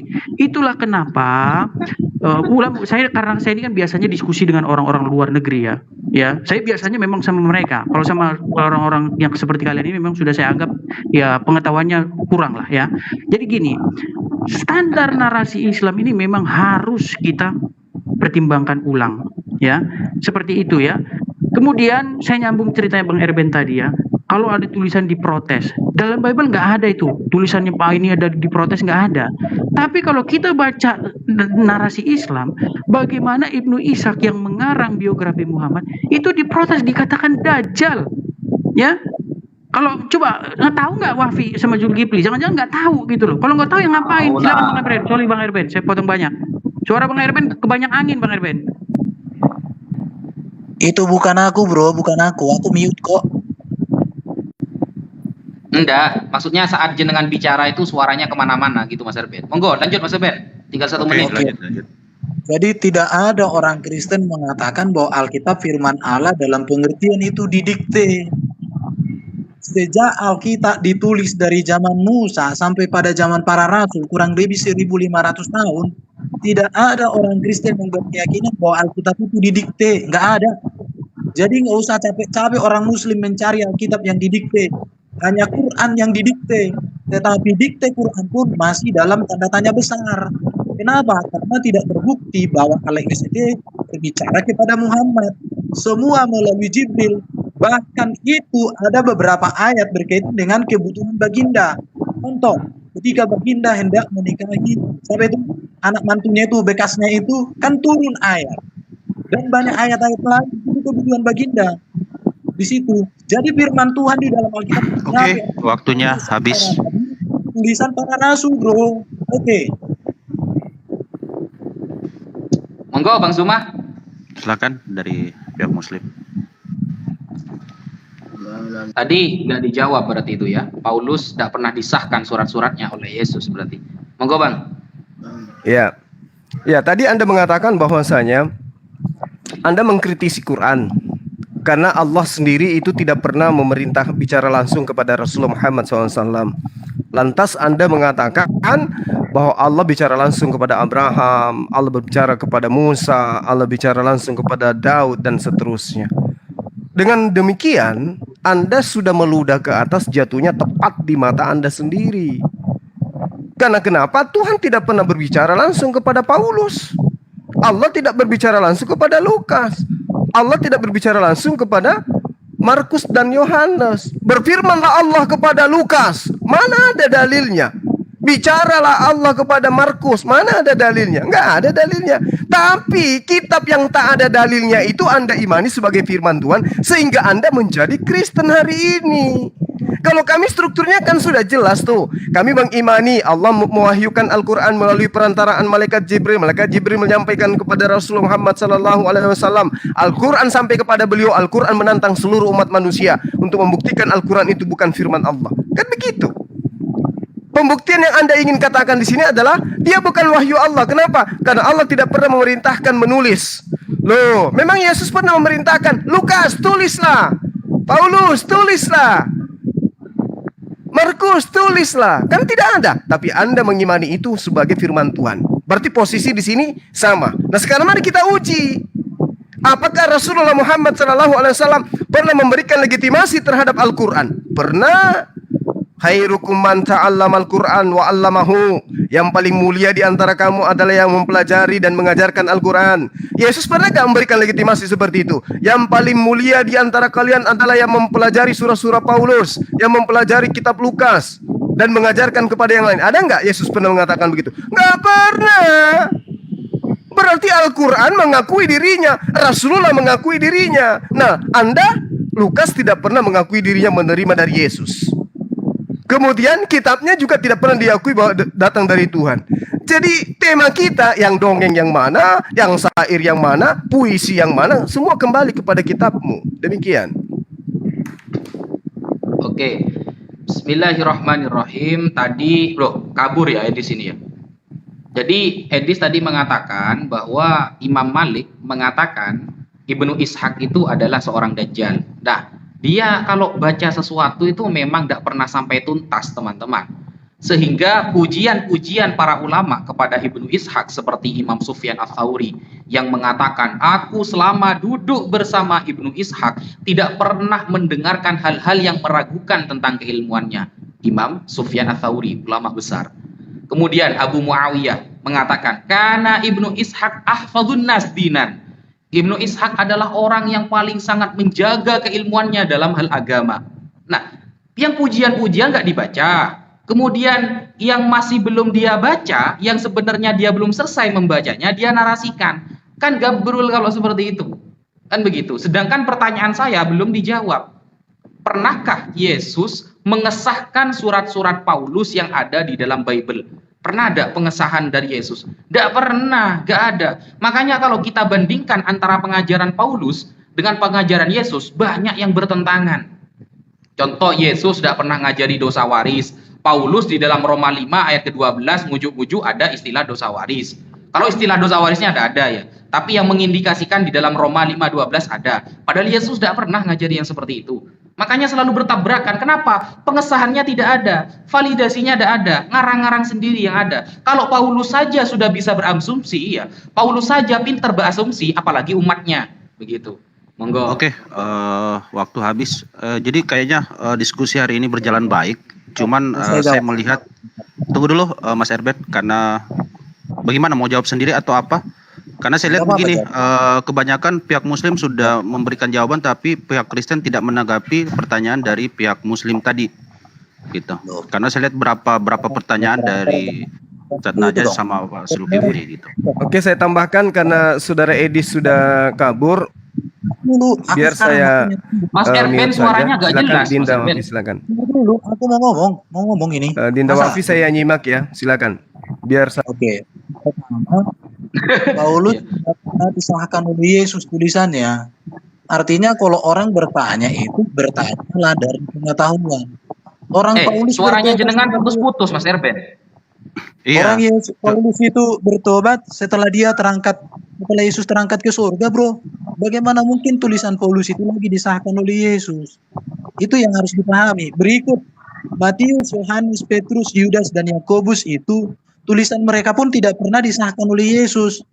Kenapa? Karena mereka menulis itu setelah Yesus terangkat ke surga. Tetapi tulisan mereka ini kebenaran. Kenapa? Karena sesuai dengan fakta sejarah. Beda dengan Muhammad, tulisannya diklaim dari Allah dan teliti, tapi kalau dibawa ke dalam fakta sejarah, tidak bisa dibuktikan. Contoh, Maryam saudara Harun, itu hidup di zaman berapa itu? Maryam saudara Harun itu hidup 1000 tahun lebih itu, 1500 tahun sebelum Yesus itu. Bagaimana Maryam saudara Harun itu suku Lewi? Baru Isa lahir di kandang apa? Isa lahir di bawah pohon kurma. Sejak kapan, di tahun berapa pohon kurma ada di Bethlehem? Ini dia yang tidak sinkron. Jadi banyak sekali. Jadi tidak ada catatan sejarah yang bisa divalidasi terhadap apa yang dikatakan di dalam kitab ini. Jadi oke, kalau orang Muslim mengklaim Quran itu kebenaran, orang Kristen klaim bahwa Alkitab itu kebenaran, maka untuk menguji kedua kebenaran yang diklaim ini, mari kita kembali kepada sejarah. Apa yang tertulis di dalam Alkitab bisa dikonfirmasi dengan sejarah. Sedangkan apa yang tertulis di dalam Quran tidak bisa dikonfirmasi dengan sejarah. Artinya, satu kebenaran yang inline dengan sejarah, satu kebenaran yang bertentangan dengan sejarah. Itu dia. Kalau kalian katakan ajaran Paulus dengan Yesus bertentangan, kan yang saya belajar tidak pernah ada ajaran Paulus dengan Yesus bertentangan. Yang bertentangan itu adalah kalian tidak memahami ajaran Paulus. Tetapi kalau ajaran Yesus dengan ajaran Nabi Muhammad bertentangan, yes, semua bertentangan tentang perkawinan. Yesus monogami, Muhammad poligami. Yesus ajarannya di surga tidak ada kawin-kawin. Sedangkan di ajaran Muhammad di surga ada 72 bidadari. Itu bertentangan. Sunat bagi orang Yahudi itu untuk orang Israel, keturunannya. Sedangkan di Islam semua disunat, artinya tidak tahu. Isa di dalam Quran artinya nggak ada. Yesus dalam Alkitab ada artinya. Al-Masih di dalam Quran nggak tahu, nggak artinya pengusaha. Tapi Mesias di dalam Kristen atau Kristus itu menunjukkan kepada dia Mesias, Raja segala raja. Jadi di sini saya katakan, jadi kalau kita mau berbicara tentang ajaran Yesus dan Muhammad dengan ajaran Yesus dan Paulus, saya katakan ajaran Paulus itu selaras dengan ajaran Yesus. Yang tidak selaras dengan ajaran Yesus itu ajaran Muhammad. Orang itu semua nggak selaras. Dengan sejarah pun nggak selaras, bro. Contoh, di dalam Quran nama wanita hanya satu, Siti Maryam. Bagaimana Quran bisa menjelaskan siapa ibu yang lain itu? Kan tidak bisa. Sunat juga tidak ada di Quran. Sunat itu ada di hadis. Itu pun dikatakan milah Ibrahim. Kalau dibaca, kalau disamakan milah Ibrahim dengan sunat Musa itu bertentangan. Karena sunat untuk Musa itu tanda perjanjian bahwa keturunan yang dilahirkan setelah Abraham disunat yang menjadi ahli waris. Kalau di kalian yang penting sunat. Sunat itu apa artinya? Bersih. Sejak kapan arti sunat bagi orang Yahudi untuk membersihkan? Sunat bagi orang Yahudi itu adalah tanda perjanjian. Jadi di situ, kalau dosa waris itu hakikat dosa, memang semua manusia sudah memiliki hakikat dosa. Buktinya kenapa? Diusir. Manusia mengalami maut, tunduk kepada iblis, terpisah dari Allah. Itu buktinya bahwa sudah ada. Oke, waktunya habis. Waktunya habis, Mas Erben. Tolong di mute dulu. Jadi gini, diskusi hari ini kayaknya tidak berimbang saya lihat. Itu yang saya simak. Yang pertama tadi banyak sanggahan dari pihak Muslim, tetapi pihak Kristen tidak menyanggah balik pertanyaan dari pihak Muslim. Itu yang saya lihat. Terus yang kedua, teman dari Kristen satu sudah turun, jadi nggak elok lah kalau kita berdiskusi lagi. Silakan, mungkin saya kembalikan ke yang punya room, Ustadz Najah. Sekalian closing statement mungkin. Silakan, Ustadz Najah. Ya, saya menjawab sedikit setelah ini closing statement biar Bang Zuma ya. Ya, siap. Kemudian tadi Bang Erben banyak ya poin yang jenengan jelaskan barusan. Intinya Mas Erben tidak bisa ya menjelaskan bahwa surat-surat Paulus itu disahkan oleh Yesus, tidak bisa. Begitu. Karena kalau kita lihat di dalam Bible sebenarnya ya pengutusan Paulus kan ya, saat Paulus itu mendengar suara dari langit ya, di dalam Kisah Para Rasul 9 dan Kisah Para Rasul 22. Dan saat itu Paulus banyak ya bersama orang-orang yang ada di sekitarnya. Di Kisah Para Rasul 9, teman-temannya mendengar suara Yesus yang datang kepada Paulus. Tetapi di Kisah Para Rasul 22, teman-temannya tidak mendengar suara Yesus itu. Ada dua cerita yang sama, oknumnya sama, tempatnya sama, tapi hasil ceritanya berbeda. Kan lucu gitu loh. Ada dua cerita sama-sama di dalam Kisah Para Rasul yang ceritanya sama tapi hasil ceritanya berbeda. Apa ada blunder kalau seperti itu? Kan sangat membagongkan sekali, guys. Kemudian ketika Yesus tidak pernah mengajarkan yang namanya dosa waris, ternyata ujuk-ujuk Paulus dalam Roma 5:12 mengindikasikan ada dosa waris. Kemudian ketika Yesus juga bersunat, Yesus itu sunat. Kalau dikatakan hukum-hukum ini hanya terjadi kepada bangsa Yahudi, ingat, kalau kita baca di dalam ayat-ayatnya untuk semua laki-laki, bukan untuk khusus bangsa Yahudi. Untuk semua laki-laki harus bersunat. Yesus saja sunat. Makanya kan kulupnya itu seharusnya kalau dituhankan bisa itu. Karena terputus dari tubuhnya Yesus. Jadi Tuhan kecil nantinya itu, cucu Tuhan. Kalau Yesus anak Allah, maka kulup Yesus itu adalah cucu Allah, begitu. Kan begitu. Sehingga kalau kita katakan pengesahan Yesus melalui hanya suara begitu, tidak pernah berbincang-bincang langsung, kan susah kita mau percaya gitu loh. Itu hanya pengakuan Paulus. Kalau jenengan katakan Nabi Isa lahir di bawah pohon kurma dan kurma tidak ada di zaman dulu di mana itu ya, di Yerusalem ya, di Baitul Maqdis tidak ada. Sekarang kita lihat di dalam sejarah sekarang yang kita temukan ya. Ini di News Indonesia ya, BBC News Indonesia. Tertulis, ilmuwan Israel berhasil tumbuhkan pohon kurma dari biji yang berasal dari zaman Nabi Isa. Dor. Kan gitu. Nah, ini ya, ini keterangannya jelas. Sudah ditemukan biji-biji yang ditemukan sejak pada zaman Nabi Isa. Ini di BBC News Indonesia. Dibaca sendiri. Dor. Selamat datang di dor begitu. Jadi, kalau di surga ada 72 bidadari contohnya. Ini bertentangan. Loh, mending kita ada 72 bidadari daripada di surganya ada naga Dragon Ball. Ya, ada naga Dragon Ball. Di sana ada Naruto, ada Itachi, Amaterasu semuanya. Wah, surga kok ada peperangan the anime, kan susah kalau begitu. Monggo Bang Zuma di closing statement Bang. Tafadhol. Silakan Bang Zuma closing statementnya untuk sore hari ini.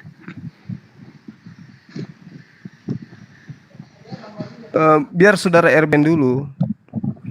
Habis itu kita. Kan boleh. sudah kita suapi tadi. Silakan. Siap. Ya salah sendiri Saudara kenapa temannya kabur gitu. Bang Erben, closing statement Bang Erben. Monggo Bang Erben, closing statement. 4 Silakan. menit Bang Erben. Halo Bang Erben. Oke, jadi saya justru menegaskan bahwa pertanyaan kalian itu menunjukkan bahwa kalian tidak mengerti sejarah penulisan Alkitab. Bahwa Alkitab Perjanjian Baru itu sejak dahulu sebelum Muhammad dan sebelum Allah SWT memberikan wahyu kepada Muhammad, semua orang Kristen sepakat mengatakan bahwa kitab-kitab Perjanjian Baru ditulis setelah Yesus naik ke surga. Ingat ya, kitab-kitab Injil itu ditulis semua setelah Yesus naik ke surga. Maka di dalam ajaran Alkitab tidak pernah Yesus menerima kitab Injil. Jadi inilah menegaskan bahwa 1400 tahun Muslim hadir di dunia ini tetap tidak memahami sejarah Kristen dengan benar. Itu yang mau saya tegaskan sama kalian. Baru juga teman-teman Muslim kalau mengerti tentang sunat di dalam ajaran Yahudi, silakan baca di dalam Kejadian 17. Di situ dikatakan bahwa perjanjian itu adalah kepada Abraham dan keturunannya, semua laki-laki keturunan Abraham. Itu yang betul. Jadi Ustadz Fabi tadi itu membaca entah dari kitab mana, saya tidak tahu. Karena saya membaca kitab itu bahwa sunat itu hanya untuk Abraham dan keturunannya serta budak-budak orang belian lahir di rumahnya. Paulus juga mengatakan untuk semua orang Yahudi sunat itu wajib. Tetapi untuk orang di luar Yahudi tidak terikat dengan sunat. Kenapa? Karena perjanjian sunat itu sebenarnya perjanjian satu keturunan Abraham yang menjadi berkat bagi bangsa-bangsa. Maka ada dua anak Abraham, satu anak yang lahir kepada Abraham dari budak Sarai, namanya Hagar. Dan itu lahir Abraham belum bersunat. Sedangkan anak yang lahir dari Sarah itu adalah anak yang lahir setelah bersunat. Maka perjanjian itu Ishak itu menurut Ishak, karena Ishak yang lahir dari perjanjian sunat. Itu maksudnya sunat. Tapi kalau orang Muslim tidak ngerti sunat. Kalau ditanya kenapa kau disunat, pokoknya itu disuruh, pokoknya dipotong. Di situ ya. Jadi inilah kawan-kawan yang harus saya sampaikan sama kalian. Memang di dalam itu ada banyak cerita-cerita yang tidak nyambung dengan Alkitab orang Kristen dan tidak nyambung dengan Alkitab orang Yahudi. Karena itulah makanya Al-Quran itu sampai hari ini tidak berani menyatukannya dengan kitab Injil dengan kitab Yahudi. Bahkan banyak para ulama melarang orang Muslim untuk membaca Alkitab dan Injil. Semua hai orang Muslim, coba kalian baca kitab Taurat, KPL dan Injil itu. Kalau kalian berani membaca itu dan kalian bacalah Al-Quran dalam terjemahan bahasa Indonesia, kalian pasti gemetaran. Kenapa para ulama atau para ustaz banyak mengatakan jangan baca kitab Taurat, jangan baca kitab Injil? Kalau memang Quran itu sempurna, tentu tidak akan takut dengan kritik, tidak akan takut kalau dibaca dan disandingkan dengan kitab-kitab terdahulu. Orang Kristen sejak dahulu tidak pernah mengatakan ada kitab yang datang dari langit sejak zaman Musa. 1500 tahun Alkitab ditulis. Semua itu kesaksian manusia. Oke, waktunya habis, Bro Erben. Terima kasih kawan-kawan semua. Oke, terima kasih atas waktunya Bro Erben. Jadi untuk yang mau mualaf tadi, yang mau ini nanti setelah Bro RB turun, nanti tolong di-add ya Ustadz Najanya, nanti kita naikkan ke Komal ya, yang mau mualaf tadi. Nanti di-add aja dulu Ustadz Najanya ya. Silakan nanti Ustadz Naja naikkan ke Komal. Oke, terima kasih untuk teman-teman semua. Terima kasih juga untuk Bro Erben yang sudah meluangkan waktunya. Kami kembalikan ke Bang Zul untuk closing statement-nya di sore hari ini. Tafadhal, Bang Zul. Monggo Bang Zuma. Baik, baik. Jadi ada beberapa kesalahan fatal yang dilakukan oleh saudara Erben termasuk Edis. Yang pertama tadi perintah menulis. Padahal Rasulullah Muhammad SAW itu diperintahkan untuk membimbing manusia. Artinya secara tidak langsung ya perintah Rasulullah untuk menulis kepada para sahabatnya itu sudah nyata itu perintahnya. Kemudian yang kedua, ketika saudara Erben mengatakan di dalam kitab-kitab terdahulu tidak ada kitab yang didikte. Anda baca Yeremia 30 nomor 1 nomor 2. Beginilah firman Tuhan yang datang kepada Yeremia, Allah Israel, tuliskanlah segala perkataan yang telah kufirmankan kepadamu itu dalam sebuah kitab. Perintah untuk menuliskan. Tentu didikte, nggak mungkin kemudian Yeremia mengarang bebas. Pasti ada yang menyampaikan kemudian dia tuliskan. Itu dua. Kemudian ketika saudara mengatakan bahwasanya ada tuduhan kami umat Islam dilarang membaca Bible, membaca perjanjian lama, perjanjian baru. Yang pertama yang Anda harus pahami, munculnya larangan itu kenapa? Karena di dalam kitab Anda itu penuh porno aksi yang tidak boleh dibaca oleh anak di bawah umur. Ya, karena cerita-cerita yang dibangun di dalamnya itu cerita yang tidak layak dibaca oleh anak-anak. Bicara tentang buah dada, bicara tentang perselingkuhan, bicara tentang buah zakar, zakar keledai seperti, nggak bisa dibaca oleh anak-anak. Itu makanya yang kami larang. Kedua, di dalamnya itu banyak cerita-cerita sadis. Pembunuhan terhadap anak-anak, pembantaian terhadap anak-anak, kemudian bunuhlah semua manusia yang ada di dalamnya. Jangan kau biarkan apapun yang bernapas di dalamnya. Jadi anak-anak itu nggak boleh kemudian umat Islam itu nggak boleh membaca kalau mereka tidak memahami secara menyeluruh daripada isi kitab Anda. Tapi kalau dikatakan jangan baca supaya agar jangan murtad, oh enggak mungkin. Kecuali kalau dia membaca kitab Roma, Efesus, di mana di situ tidak ada lagi perintah untuk tunduk kepada perintah Tuhan, alias merdeka dan alias menang atau bebas dari aturan Tuhan. Cukup mengatakan Yesus itu adalah Tuhan, maka akan dijamin masuk surga. Nah, itu yang kita takutkan dibaca oleh umat Islam yang awam. Tapi kalau kami tiap hari kami baca kitab Anda, karena bagi kami itu bukan firman Tuhan. Bagi kami itu adalah mirip seperti surat kabar yang diberitakan oleh wartawan, kemudian dicatat dan disampaikan kepada orang halayak banyak. Kenapa saya katakan itu sama seperti surat kabar? Karena Yesus sendiri tidak memberikan legitimasi. Apalagi Tuhan pencipta langit dan bumi. Berbeda dengan Al-Quran, selalu bercerita bahwa Al-Quran itu adalah wahyu. Kalau tidak percaya silakan kamu buat semisal Al-Quran. Kalau Al-Quran itu bukan wahyu, maka tentu di dalamnya kalian akan menemukan banyak pertentangan. Kalau bukan wahyu, tentu akan hanyut dimakan zaman. Kalau bukan wahyu, pasti banyak kemudian di dalamnya hal-hal yang bertentangan dengan ilmu pengetahuan. Tapi kan nggak ada. Justru setiap ada ilmuwan yang menemukan, pasti sudah lebih dulu di dalam Al-Quran. Contoh misalnya, seperti yang kita urai barusan. Dikatakan bahwasanya Nabi Isa alaihissalam itu lahir ya di bawah pohon kurma. Ternyata terbukti kan? Bagaimana kemudian seorang Yahudi yang bernama Louis Elboric itu menyatakan bahwasanya ketika dia melakukan sistem penanaman kurma di sana di Yerusalem, dia berhasil. Ada beberapa pohon kurma yang kemudian bijinya itu diindikasikan sesuai dengan penyelidikan mereka, itu adalah biji yang kemudian berasal dari 2000 tahun lalu di gurun Yudea, di Yerusalem, tempat Yesus tinggal, tempat Yesus lahir kemudian. Benih-benih tua ini ditemukan di goa-goa di istana kuno yang dibangun oleh Raja Herodes pada abad 1 sebelum Masehi. Berarti ini fakta. Lagi-lagi Al-Quran terurai kebenarannya. Dari mana Rasulullah Muhammad SAW tahu ini semua kalau bukan wahyu? Hari ini Anda mungkin menolak apa yang ada dalam Al-Quran. Tapi zaman, ilmu pengetahuan akan mengurai semua kebenaran yang ada di dalam Al-Quran. Bayangkan saja tuh. Ini fakta ini bukan dongeng, ini penelitian dan dibuktikan kemudian oleh orang-orang yang ada di sana bahwasanya betul. Ini 2000 tahun yang lalu bibit-bibitnya dan bisa tumbuh. Dan ini berasal dari mana? Tanah Yudea, tempat Yesus itu dilahirkan, di Palestina, di Yerusalem.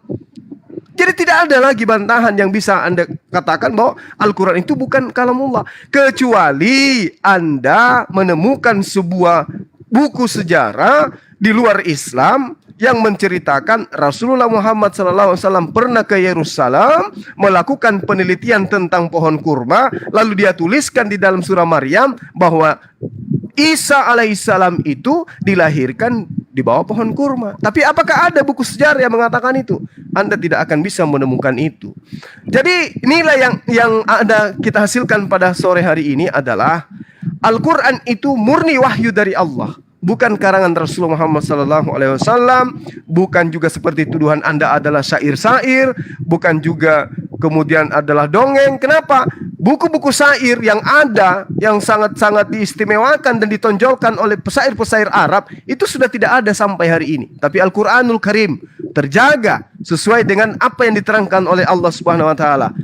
Kamilah yang mewahyukan, kami juga yang akan menjaganya. Itulah yang ingin saya terangkan kepada saudara, bahwa kitab Anda duduk sebagai hadits saja itu tidak sanggup, apalagi duduk sebagai kalamullah menyamai Al-Quranul Karim. Demikian. Oke, terima kasih Kanda Zuma.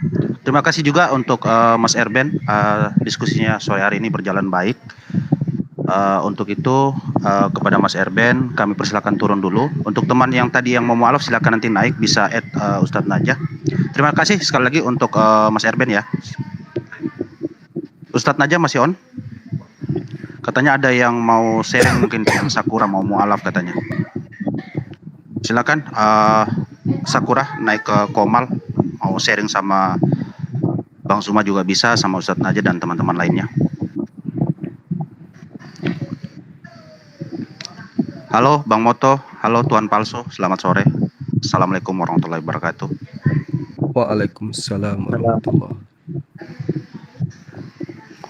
Silakan teman-teman yang mau cerita-cerita sambil kita menunggu Ustadz Najah mungkin lagi ini. Waalaikumsalam warahmatullahi. Tadi yang mau mu'alaf itu siapa itu? Suruh naik aja itu.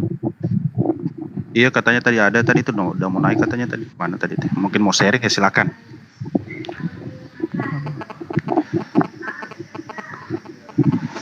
Itu si badut gereja itu si Edis ngapain diajak diskusi terus itu? Saya izin turun dulu Kanda Zuma semuanya teman-teman Ustadz Najah. Ya silakan. Iya, makasih. Ya, makasih. Syukran. Iya. Assalamualaikum warahmatullahi wabarakatuh. Waalaikumsalam. Waalaikumsalam warahmatullahi wabarakatuh. Mungkin masih malu-malu kali syahadat, kita doakan aja insyaallah beliau bersyahadat betulan nanti. Amin. Allahumma amin. Main-main. Tapi orangnya masih di sini nggak sih itu?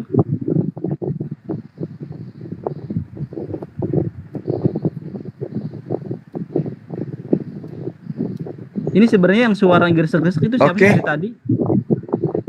Iya dari tadi. Kalau di tempat saya nggak ada. Ini Ustadz Wafi berarti. Wafi itu.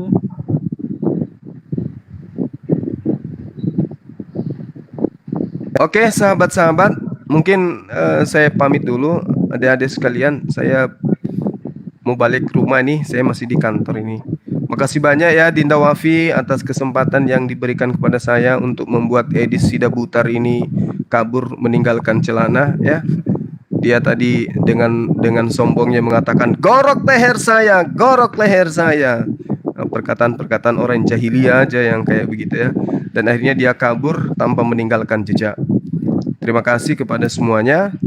Adinda mungkin besok sebentar malam kita akan jumpa lagi, dan kepada teman-teman yang ada di TikTok baik yang ada di YouTube ya, terima kasih banyak atas kesertaan kalian kepada kami yang ada di channel-channel yang berafiliasi dengan TikTok daripada Adinda Najah. Terima kasih. Atau YouTube ya yang melive-kan YouTube saya, Bang. kegiatan kita ini ya, YouTube Najah Media Najah Media Channel ya. Tolong teman-teman, ini untuk menguatkan kepada teman-teman netizen agar like setiap kami live itu agar di like semua kontennya, termasuk yang ada di channel Curious Moto, Zulkifli Emambas, Najah Media Channel. Kenapa? Itu untuk menguatkan ketika banyak yang merepot, banyak yang kemudian melaporkan channel-channel kita, karena sekarang ini ada gerakan untuk melaporkan channel-channel, sehingga channel kita itu bisa hilang seperti yang dialami oleh Ahisugi, channelnya hilang tanpa jejak.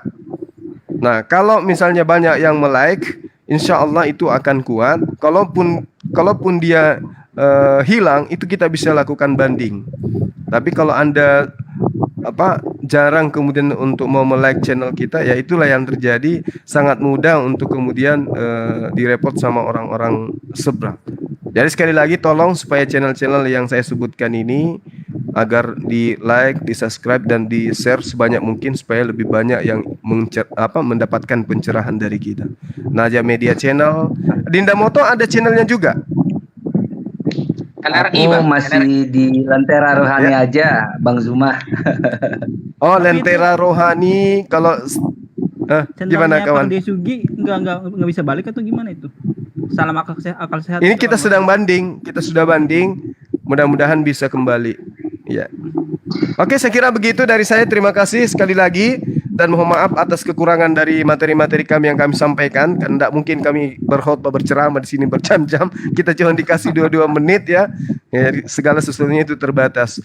Salam tauhid, salam satu Tuhan, Allahu Akbar. Assalamualaikum warahmatullahi wabarakatuh. Waalaikumsalam warahmatullahi wabarakatuh.